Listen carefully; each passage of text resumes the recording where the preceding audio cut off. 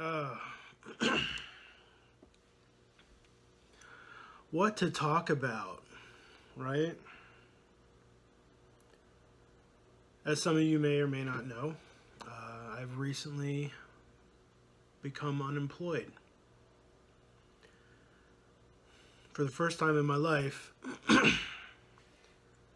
after working over 16 years at the same place, I was laid off.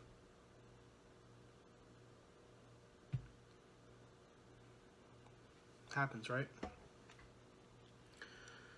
So, as a result of that, I'm looking into all the things that I do and seeing how I can make them work to my benefit. Like, going to be doing some magic, going to be monetizing this channel. But for some reason, when you monetize a YouTube channel, you have to have over 1,000 subscribers. I don't have over 1,000 subscribers right now. So, I'm going to start trying to do more regular content. I always get kind of stuck on content for the YouTube channel. It's like, well, what do people want to see? What do you want to do? I don't like seeming like I'm one of those, practitioners who are always doing something witchy. Like my previous video said, my practice is very practical. Like right now I'm going to be looking into doing money spells and job spells and road openers and things like that. Things I can do magically. So then I look at the YouTube channel. What can I do with the YouTube channel? Okay, I have to try and get it to a point where it can be monetized. And the same thing with the podcast. I have time now, besides looking for a job. I have time that maybe I should, produce more content for the podcast, produce more content for this channel. And as a result with the podcast, trying to up our Patreon subscribers because, any extra money helps. I've never been in this situation before, thankfully. But it's definitely a new experience for me. Now, one of the other things I can do is tarot readings. I'm okay. I'm not a bad reader, I don't think. I'm a little bit too down to earth and realistic to be all like theatrical about it. But I was thinking about, monetizing, tarot readings, like doing tarot readings online for people, for money and what have you. So I'm definitely looking into that as along with, looking for a job, but looking to tap all of my resources. That's important. It's kind of like Jason Miller, what he was talking about in the recent episode. I think it was going off the top of my head. It was an episode.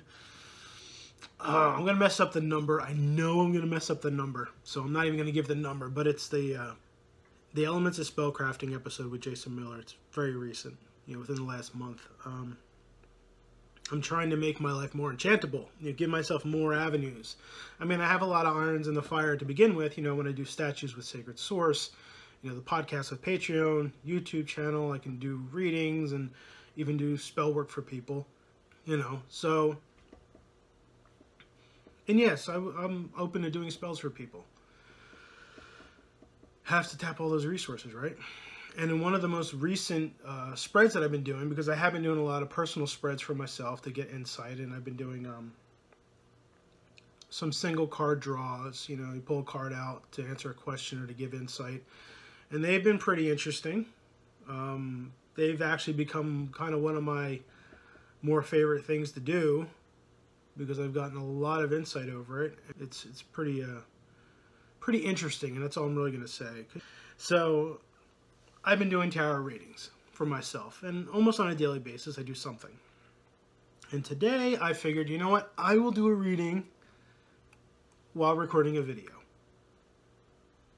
Who knows, right? Why not? Could be fun. I don't have to put the video out. That's the beauty of it. You can record it, you don't necessarily have to publish it or release it or what have you. So what I'm going to do is a 5-card reading that I do for myself. It's kind of a reading. It's not that original as far as like a layout goes, but it's something that I came up with, and it is not original by any means, but it's just something through my own practice I decided on doing with the cards. I have a cough for some reason. Not getting sick, but just, I think it's just the air because of the heat. So I'm going to shuffle the cards up. Now I don't have like a particular system when it comes to shuffling. You know, in this case, I'm flipping the cards back and forth. I'm using the Universal Smith-Waite deck.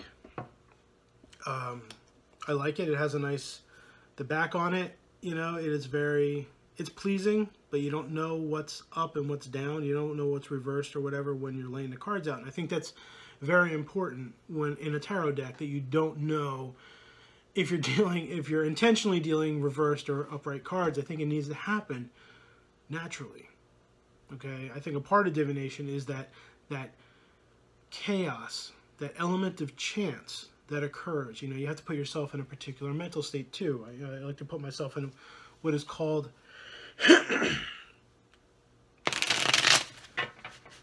excuse me, got a lot of clearing the throat and stuff like that. Occasionally hear it in the show. But to do a reading, I like to put myself in what is known as an alpha state. Okay, it's a trance state. It doesn't look like anything spectacular. You know, there are 5 different trance states typically that our brains cycle through. Alpha is one of them, and it's probably the most common because it's the closest to a beta state, which is like our conversation now. This is a beta state. An alpha state is like when you're doing a mundane task like washing the dishes, and your mind wanders a little. You know, you don't lose sense of where you're at and what you're doing, but your mind starts to wander. You know, you might ruminate, you might think about things you need to do. You start going left or right of the present moment kind of thing. You kind of just slant a little this way or that way as you're working. Everyone's experienced this. It's natural. The trance states are kind of like your brain shifting gears. Depending on what it's being involved with and what it's being asked to do, it shifts gears just like the engine of a car, depending on, you know, the speed and the RPMs and all that. So it's not that much different. So I'm going to put myself in an alpha state, and you're not really going to notice it at all. I'm just going to kind of fade out a little and just let the moment take me away as I shuffle.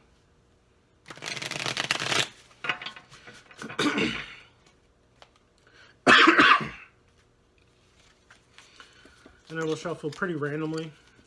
You know, I'll do what I was just doing, and sometimes I'll just mix the cards up, depending on the moment, depending on how I'm feeling, what I'll do. Because it's important to get that feeling. It's important to find that place and to allow the universe to guide you.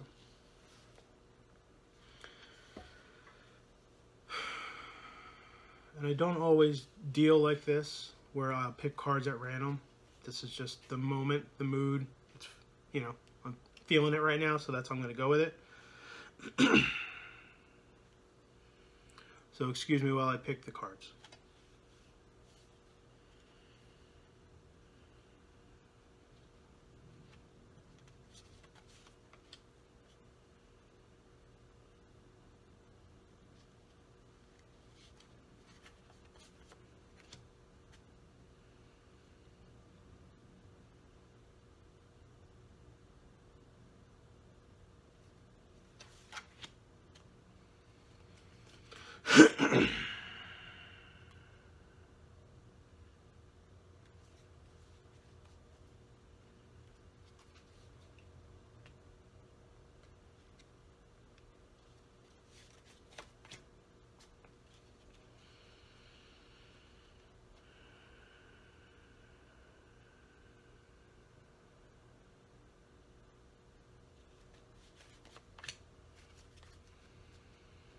Okay.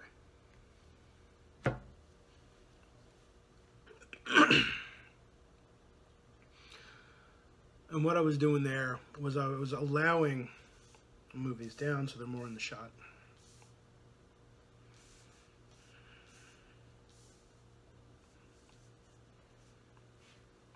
I was allowing my intuition to guide me, to guide my hand, and allowing that to make the decisions for me.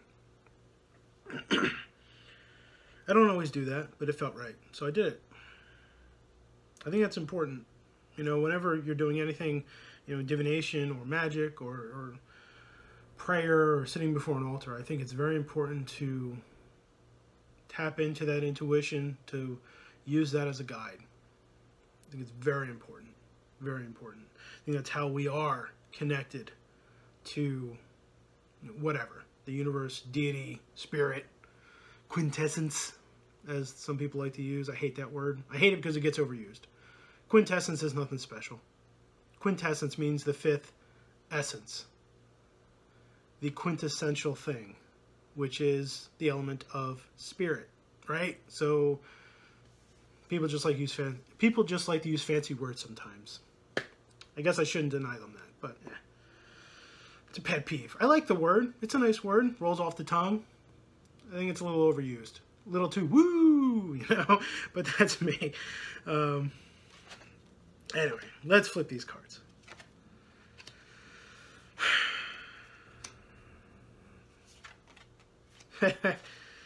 Oh. Wow. Okay. Let me explain this layout for you. It's 5 cards. It grew out of a 3-card spread, which, you know, past, present, future kind of thing. So what I did was I added a top and a bottom to the present. You know, so the top is things that are above you, things that are out of your reach, things that are lingering overhead, things that are, you know, stuck on your mind, weighing on you. It can be interpreted a lot of different ways. And the bottom part is kind of the opposite of that, where it's things that are under your control, things that you're doing, things that you have to do, stuff like that. And what I have here is, in the past, I have the Fool card, not reversed, the Fool card. I'm like, great. In the present, I have the 3 of Wands.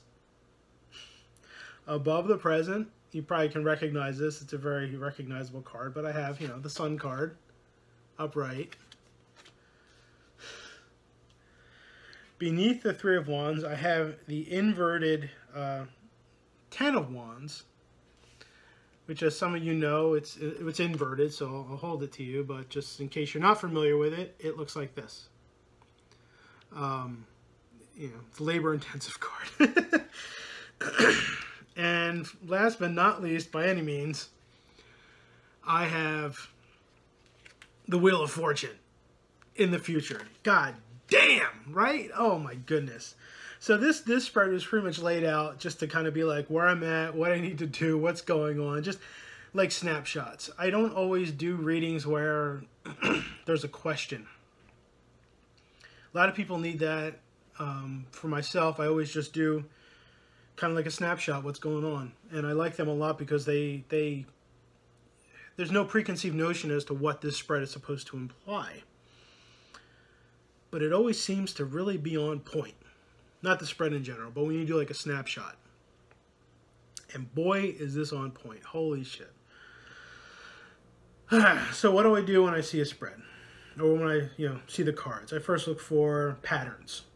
You know, how many major arcana, how many minor arcana, how many of each suit is there, what's the dominant suit, things like that.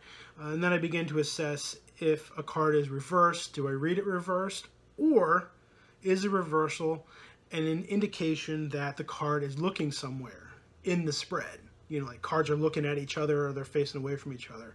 It's kind of one of the reasons I've learned to really appreciate the Smith-Waite deck, is that the cards themselves interact very, very well with each other, the imagery. You don't really get that in like the Crowley Thoth Tarot deck done by Lady Frida Harris.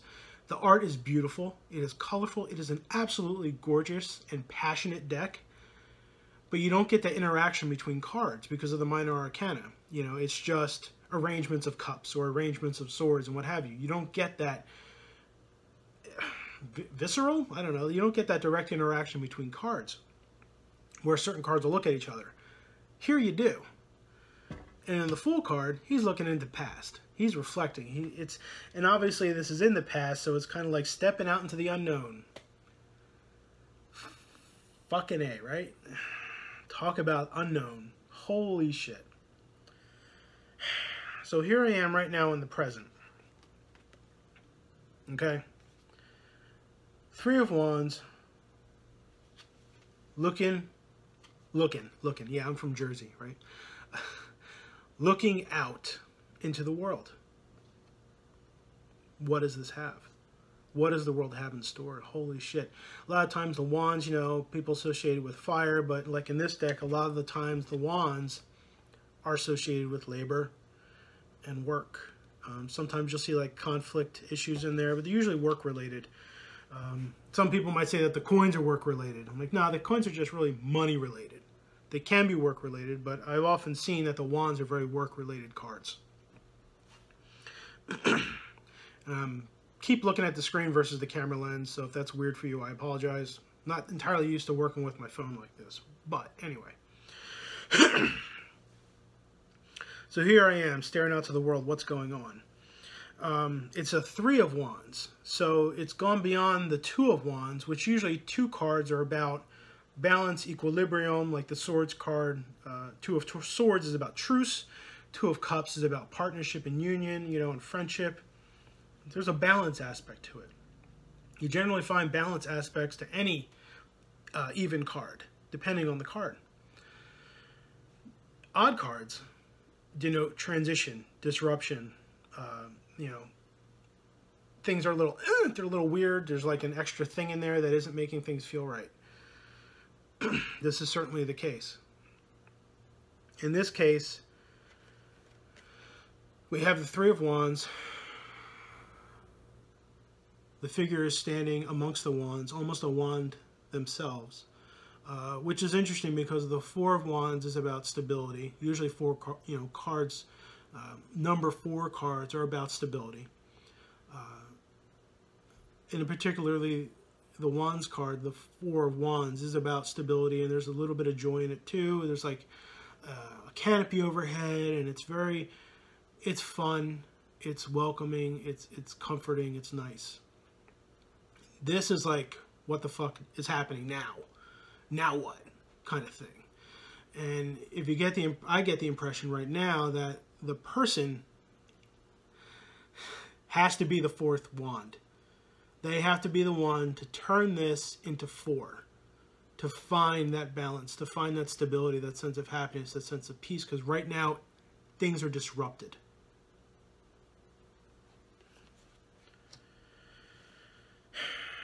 And that disruption is further emphasized by the inverted Ten of Wands, which shows a person, a laborer carrying all the wands away from the viewer. Pretty much like going off on their own, I'm taking my shit and leaving kind of thing. That's pretty accurate. You know, that's right now. That's what I'm going through. But oddly enough, among the unknowns and the fuck you, I'm going somewhere else kind of thing, and I did not quit my job, you know. It's just like I have to go off on my own. So along with the unknown stuff and the wondering what's happening now and leaving and going away and labor going somewhere else and taking all your things and going somewhere else, we have this overarching Sun card, which is a very happy card. You know, the sun is about ego and light and warmth and beauty. So we have this like sense of joy lingering. It's out of reach. The joy is out of reach, but it's still present. It's accessible. It's there. It just has to be obtained.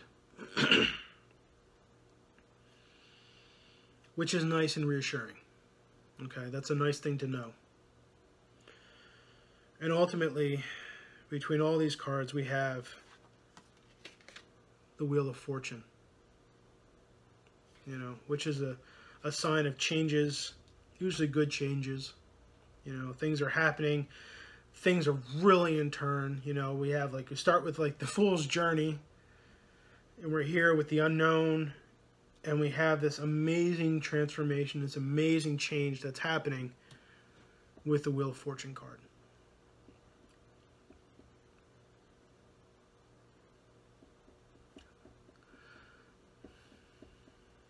Certainly hope so, right? So, as I get my life and steer my life into a new direction, I hope to find happiness, and I hope you join me on that way, on that journey.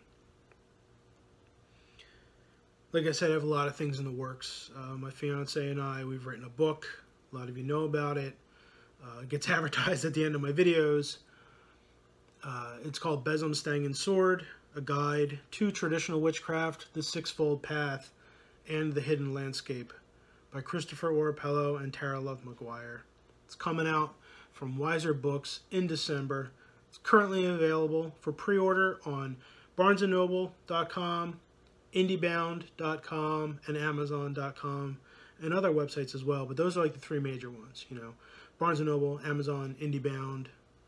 Those are the majors. There'll be a link to this video down below that'll take you to a link on my website, infinite-beyond.com, that then will give you a link to go to wherever you want to maybe pre-order the book or check it out further, you know, Amazon, Barnes & Noble, IndieBound. The reason I'm not being really specific and just saying Amazon or Barnes & Noble or IndieBound is because I'm trying to keep them happy. You know, I'm trying to not focus on just one. You know, no, they're all good places to get the book from. So if you're interested in checking it out or pre-ordering it, we greatly appreciate it. Check it out online and pre-order it. It's coming out in December. We think it's going to be really well received. If you like, subscribe to this video, of course. You know, subscribe down here, you know, by pushing on that little icon there. Help me get over 1,000 subscribers, and I can start to monetize this channel. You know, because any little bit helps. If you're a fan of the podcast, if you're an honest and true fan of the podcast, please support us on Patreon. Whatever you can, even $1. I mean, honestly, the amount of downloads we get per episode, Jason Miller's episode is already over 4,000 downloads. Okay, so that means there's roughly 4,000 people who listen to the show. Imagine if all of those people just supported us with $1 a month. I sound like NPR. I sound like a radio station looking for support. But you know, I understand why that does it. That's because that's exactly what I'm doing. But imagine that, $1. Wow, from like thousands of people. That would be, dare I say, a God's send. So, but anyway, thank you very much. I hope to be producing more videos, because that's the only way this channel is going to grow. Leave a comment down below if you like. Send me an email through the website, infinite-beyond.com, what have you. Listen to the show down at the crossroads. Check out my work on Sacred Source. Hopefully the Witch Queen prototype will be available soon. Not the prototype, but I mean the Witch Queen statue. I've gotten the prototype. I don't really want to show her because she was damaged in the shipment. You know, I don't want to misrepresent the company by showing something that's broken. It happens. They obviously didn't intend for that to happen. I didn't intend for that to happen. And if you've ever received a statue from them that has unfortunately been broken, I'm sure they've replaced it because they didn't want that to happen either. They want to keep you happy. But the Witch Queen statue should be available, hopefully in the fall. We're shooting for it because she does, along with the Witch Lord, plays a role in the book and in our practice. So, well, I think that's about it for today. So thank you very much for watching. Peace.